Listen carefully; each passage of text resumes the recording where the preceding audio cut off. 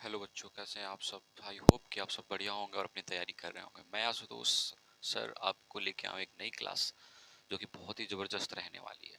तो फटाफट अपनी कॉपी और अपने पेन को निकाल लेंगे और आज के सेशन का आनंद लेंगे।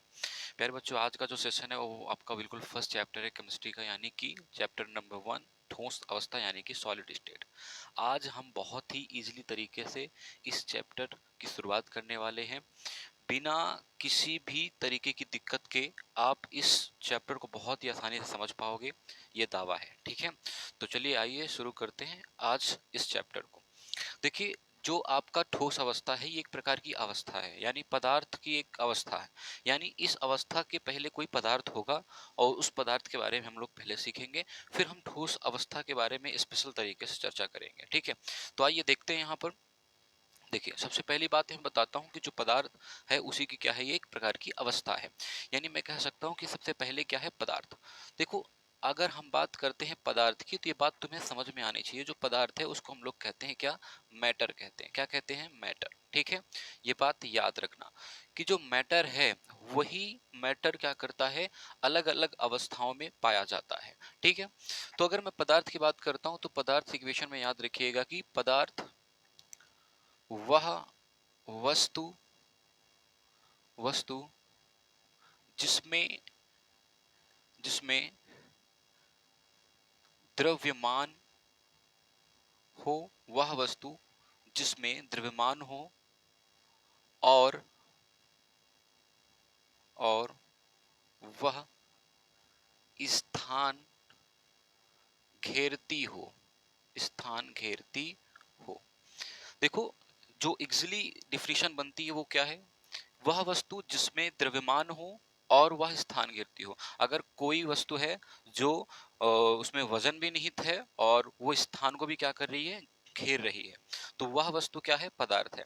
ये बात आप आसानी से समझ पाओगे। जैसे कि मार्कर की बात करता हूँ, अगर ये मार्कर मैं अपने हाथ पे रखता हूँ तो ये इस मार्कर का कुछ ना कुछ वजन है, भार है, द्रव्यमान है, और ये कुछ ना कुछ एरिया मेरे हाथ का क्या कर रहा है, कवर कर रहा है, घेर रहा है। तो अर्थात पता चलता है कि ये क्या है, मार्कर हमारा क्या है, पदार्थ है। अच्छा, इसकी बहुत सारी डिफिनीशन भी और हैं, उन डिफिनीशन के बारे में हम लोग चर्चा करते हैं। जैसे मैं यहाँ पे बताऊं कि याद रखना, दुनिया दुनिया की प्रत्येक प्रत्येक वस्तु पदार्थ से मिलकर पदार्थ से मिलकर बनी होती है। ठीक है, पदार्थ से मिलकर बनी होती है। तो प्यारे बच्चा, आप सब लोग इस बात से बिल्कुल कंफर्म कर लीजिएगा कि भाई जो हमारा पदार्थ है वो पूरी दुनिया में व्याप्त है, यानी दुनिया की प्रत्येक वस्तु पदार्थ से मिलकर बनी होती है। ठीक, ये बात याद रखना। और मैं तुम्हें पदार्थ की और भी प्रॉपर्टी के बारे में बताता हूँ, मेरी बात ध्यान से सुनिएगा। दूसरी प्रॉपर्टी के बारे में तुम्हें सिखाऊं तो याद रखिएगा कि जिसे जिसे हम देख सकते हैं, क्या कर सकते हैं, देख सकते हैं। ठीक है, और फिर दूसरा क्या है, जिसे छू सकते हैं, छू सकते हैं, महसूस कर सकते हैं, महसूस कर सकते हैं, वे पदार्थ हैं। क्या हैं, पदार्थ हैं।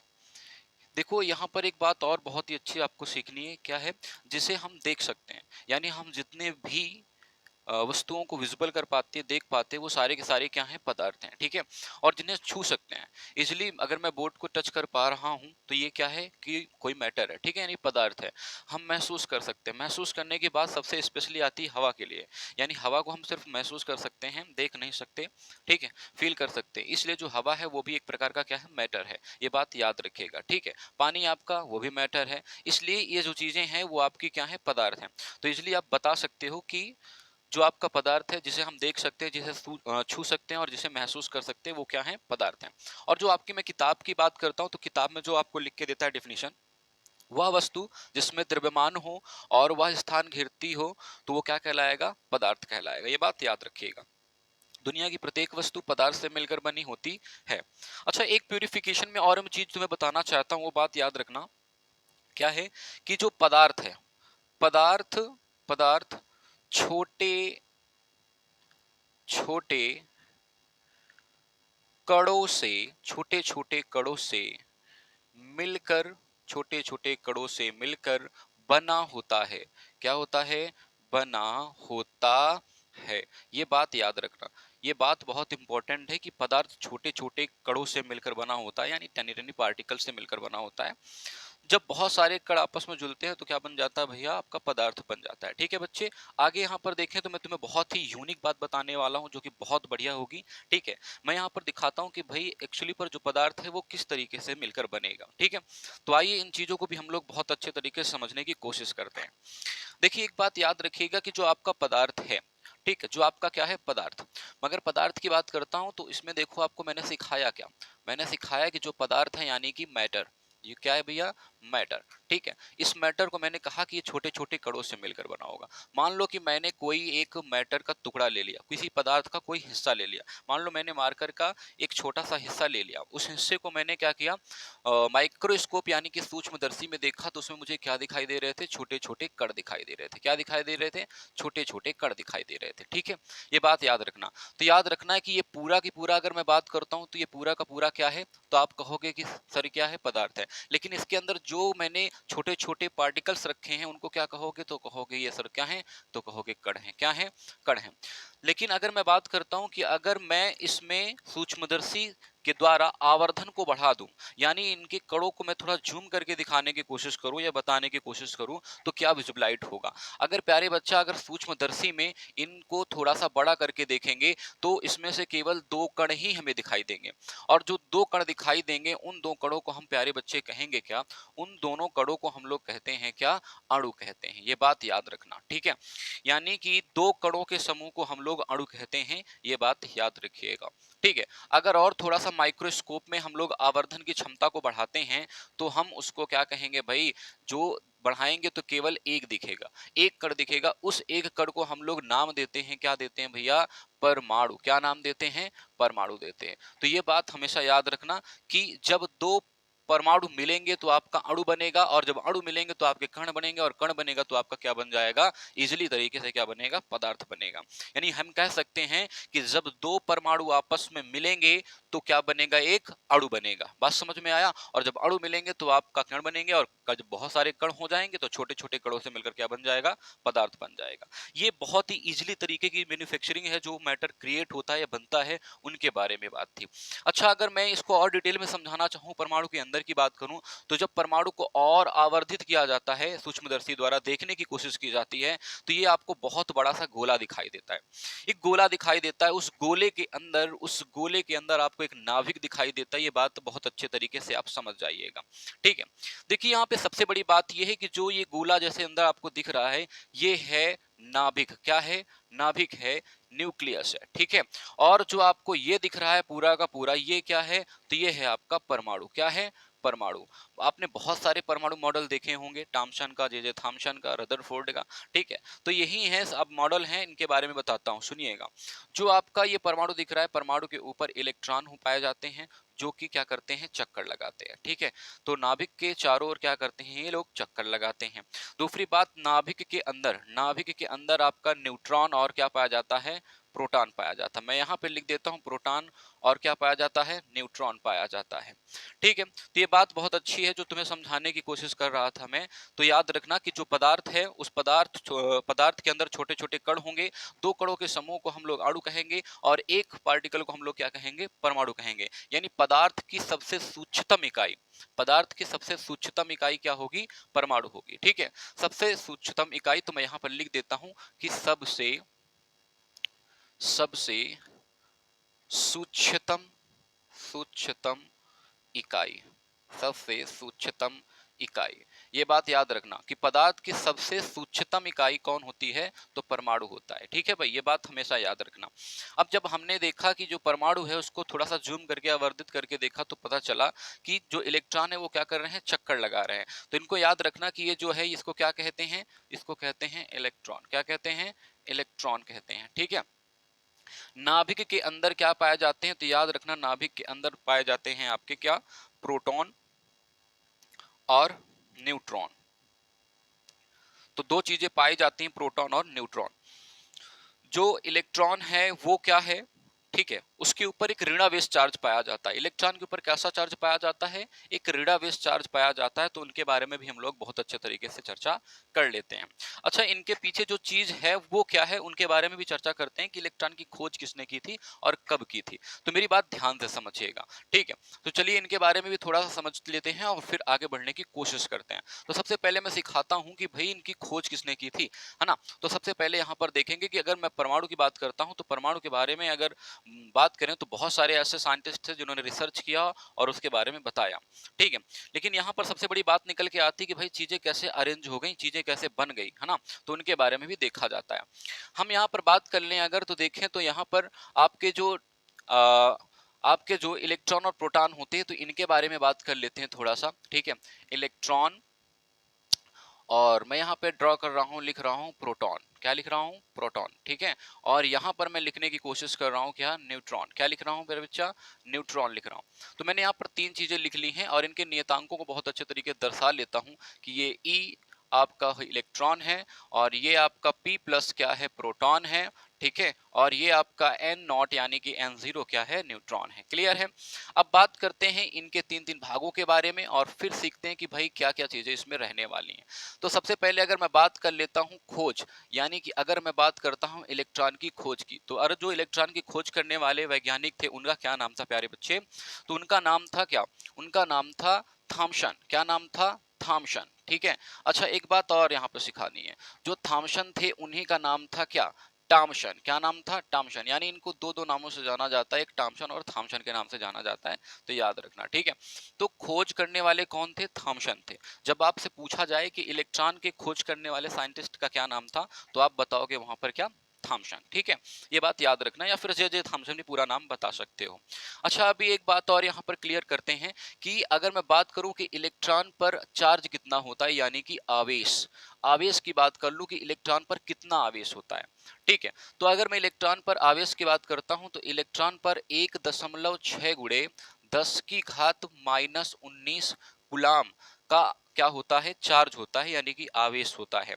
यानी जो आपका इलेक्ट्रॉन है उस इलेक्ट्रॉन पर जो चार्ज है यानी जो आवेश है वो 1.6 इंटू 10⁻⁹ होगा, ठीक है। ये बात याद रखना। अच्छा, अभी दूसरी बात के बारे में थोड़ा सा चर्चा कर लेते हैं और फिर समझाते हैं उनके बारे में। अगर मैं इलेक्ट्रॉन के भार की बात कर लूं, यानी वेट की बात कर लूं, वजन की बात कर लूं, तो कितना होता है? तो याद रखना कि 9.1 इंटू 10⁻31 होता है। कितना होता है? -31 होता है, वो भी केजी में, यानी कि किलोग्राम पर होता है। तो ये भी बात अपने दिमाग पर बिल्कुल फिट करिएगा और याद रखिएगा हमेशा कि जो इलेक्ट्रॉन है उसका जो भार होता है वो 9.1 इंटू 10 आपका माइनस का 31 हो जाएगा, ठीक है भाई। तो आगे देखते हैं, यहाँ पर प्रोटॉन के बारे में थोड़ी सी चीजें हम लोग पढ़ते हैं और फिर आगे देखेंगे। ये अब देखो, यहाँ पर प्रोटॉन की बात करता हूँ तो जो प्रोटॉन है, वो प्रोटॉन जो है, उस प्रोटॉन की जो खोज करने वाले साइंटिस्ट है वो कौन है, तो उनके बारे में थोड़ा चर्चा करते हैं। देखो, प्रोटॉन की जो खोज किए थे, देखो यहाँ पे समझने वाली थोड़ी सी बात है। जो प्रोटॉन की खोज किए थे उन वैज्ञानिक का नाम है गोल्डस्टीन। क्या नाम है? गोल्डस्टीन। समझिएगा, यहाँ पे दो साइंटिस्ट निकल के आते हैं, ठीक है। तो यहाँ पर खोज करने वाले का नाम था क्या? गोल्ड। मैं ऊपर लिखे दे रहा हूं, देखिए, गोल्ड स्टीन। क्या लिखा मैंने? Goldstein. लेकिन इसको नाम देने वाले, क्या देने वाले? नाम। नाम कौन दिया था भाई? एक बात याद रखना, नाम कौन सा नाम? प्रोटॉन नाम। कौन सा नाम? प्रोटॉन, ठीक है। तो प्रोटॉन नाम देने वाले कौन थे? तो लिख लेना, रदरफोर्ड। कौन थे? रदरफोर्ड, ठीक है। तो रदरफोर्ड जो थे वो क्या दिए थे भैया? प्रोटॉन का नाम दिए थे, प्रोटॉन का नाम दिए थे, ठीक है। कि ये जो आपका धनावेश वाला कण है। और गोल्डस्टीन ने क्या कहा था? गोल्डस्टीन ने कहा था का भैया, कहा था इन्होंने धनावेश कण। क्या कहा था? धनावेश कण कहा था, ठीक है। तो प्रोटॉन में दो साइंटिस्ट नजर आते हैं। जो सबसे पहले वो हैं गोल्डस्टीन, जिन्होंने कहा था प्रोटॉन को धनावेशित कण कहा था, ठीक है। लेकिन उस धनावेशित कण को प्रोटॉन नाम देने वाले कौन थे? तो आपके रदरफोर्ड थे। कौन थे? रदरफोर्ड, ठीक है। चलिए आगे बढ़ते हैं। आगे बात करते हैं तो यहाँ पर बात निकल के आती है कि सर जी इसमें आवेश कितना होता है, यानी कि चार्ज कितना होता है, ठीक है। तो अगर मैं बात कर लूं कि इसमें आवेश कितना होता है, आवेश की बात करूं तो आवेश जो है इसमें भी कितना होता है, तो याद रखेंगे कि प्लस का कितना प्लस का 1.6 इंटू 10 की पावर माइनस का 90 गुलाम होता है। ठीक है, ये बात याद रखना। ठीक है, इसमें भी कितना होता है, इसमें प्लस का 1.6 इंटू 10 की पावर माइनस 90 गुलाम होता है। अब मैं बात करता हूं, इसमें भार की बात कर लेता हूं। भार यानी कि वेट।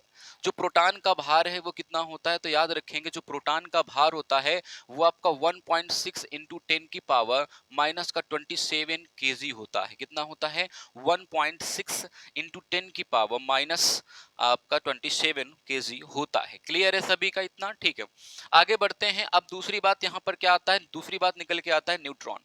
तो अगर मैं बात करता हूँ कि न्यूट्रॉन की खोज किसने की, तो यहाँ पर याद रखेंगे कि जो न्यूट्रॉन है उसकी खोज करने वाले साइंटिस्ट का नाम था क्या, चैडविक। क्या नाम था, चैडविक नाम था। ठीक है, तो जो न्यूट्रॉन है उसकी खोज करने वाले साइंटिस्ट का नाम क्या है, चैडविक। अब मेरी बात ध्यान से समझिएगा। अब देखो यहाँ पर अगर मैं बात करता हूं कि इस पे चार्ज कितना है, यानी कि आवेश कितना पाया जाता है आपके न्यूट्रॉन में, तो लिख लेना नहीं होता, नहीं होता। ठीक है, यानी इसमें कोई भी आवेश नहीं पाया जाता न्यूट्रॉन में, ये न्यूट्रल होता है, यानी कि कह सकते हैं कि क्या होता है, उदासीन होता है। क्या होता है, उदासीन। अच्छा, एक बात और यहाँ पर क्लियर करते हैं, थोड़ा समझने की बात करते हैं कि सर जी इसका भार कितना होता है, यानी भार बता दीजिए सर। तो भार बताऊं तो इसमें होता है आपका 1.6 इंटू 10 की पावर माइनस का 27 केजी। हाँ, ये थोड़ा सा लमसम होता है, लेकिन एक बात हमेशा याद रखिएगा कि जो न्यूट्रॉन होता है ये बहुत क्या होता है, भारी होता है। कैसा होता है, भारी। लेकिन अगर मैं इलेक्ट्रॉन की बात कर लूं तो इलेक्ट्रॉन बहुत क्या होता है, हल्का होता है। ठीक है, और ये मध्यम में पाया जाता है। न्यूट्रॉन कितना भारी होता है, तो यहाँ पर लिखेंगे प्रोटॉन से कितना भारी होगा। ठीक है, तो यहाँ पर लिखेंगे लगभग लगभग 0.1%। लगभग कितना, 0.1% क्या होगा, वजन होगा, यानी कि भार होगा ज्यादा। यानी कह सकते हैं कि यहाँ पर 1.67 गुणे 10 की घात माइनस 27 केजी के आसपास आपका क्या हो जाएगा, न्यूट्रॉन का भार हो जाएगा। ठीक है, अच्छा यहाँ पर और भी हमें बहुत सारी बातें यहाँ पर सीखनी है कि उनके बारे में बात कर लेते हैं कि क्या है। तो चलिए थोड़ा सा और समझाने की बात करता हूँ, इसकी ट्रिक सिखा देता हूँ कि कैसे याद रखेंगे। ठीक है, तो ट्रिक भी थोड़ा सा सीखिए। जैसे हम लोग यहाँ पे बात करते हैं क्या, जैसे हमने कहा ईंट पर नाचे, ईंट पर नाचे नारद जी, ईंट पर नाचे नारद जी। देखो ये बहुत ही अच्छी ट्रिक है, इससे आप इन सभी लोगों का नाम बहुत अच्छे तरीके से क्या कर सकते हैं, याद कर सकते हैं। चलिए देखते हैं यहाँ पर ई से क्या होता है, तो याद रखेंगे ई से होता है आपका क्या, इलेक्ट्रॉन। क्या होता है, इलेक्ट्रॉन होता है। ठीक है, ये बात याद रखेंगे। टा से कौन होता है, तो याद रखेंगे मैंने बताया है टामशन, है ना। इन टामशन को और एक नाम से मैंने बताया था, क्या नाम था इनका, थामशन। ठीक है, तो याद रखेंगे टामशन बोलो या फिर थामशन बोलो। पा से क्या होता है, तो पा से होता है आपका प्रोटॉन। क्या होता है, प्रोटॉन। लेकिन रा से क्या होता है, याद रखना रदर फोर्ड। कौन होता है, रदरफोर्ड। तो प्रोटॉन नाम देने वाले रदरफोर्ड हैं, लेकिन खोज करने वाले जिन्होंने धनावेशित कण कहा था उन लोगों कौन है भैया, गोल्डस्टीन। ठीक है, याद रखना। ना से क्या होता है, तो ना से होता है आपका न्यूट्रॉन। क्या होता है, न्यूट्रॉन। और चा से होता है आपका चैडविक। क्या होता है, चैडविक होते हैं। ठीक है भाई, आगे यहाँ पर बात करते हैं ना से क्या होता है, तो ना से याद रखना नाभिक होता है, और रा से क्या होता है, रदर फोर्ड होता है। ठीक है, ये बात याद रखना, रदर फोर्ड। ये जो रदरफोर्ड जी हैं उन्होंने नाभिक की खोज की थी, ये बात याद रखना। और जी यहाँ पर क्या होता है, साइलेंट होता है। क्या होता है, साइलेंट होता है। तो इन सब चीजों के बीच में जो तुमने सीखा है वो बहुत ही अच्छी जानकारी थी, और इस चीज को आप स्टोर करके रखिएगा अपने नोट्स में। बहुत अच्छी तरीके इन चीजों को क्या करना है, इंक्लूडेड करना है, लिखना है। जब ये चीजें आपके पास होंगी तो आप बहुत ही अपने आप को मजबूत महसूस करोगे, और सारी चीजें बहुत अच्छे तरीके से चलेंगी। ठीक है, तो ये जो सेशन था ये आपका पहला वीडियो था आपके इस चैप्टर का, यानी आपके पहले चैप्टर का, यानी कि सॉलिड स्टेट यानी कि ठोस अवस्था का। ठीक है, बाकी के जो आपके वीडियोज होंगे मैं अपलोड कर दूंगा, तो आप वहां से सीन कर सकते हो। ठीक है, तो आज के लिए बस इतना ही, और हम एक नए सेशन के साथ फिर अगले दिन मिलेंगे। तब तक के लिए thank you so much, tata bye bye.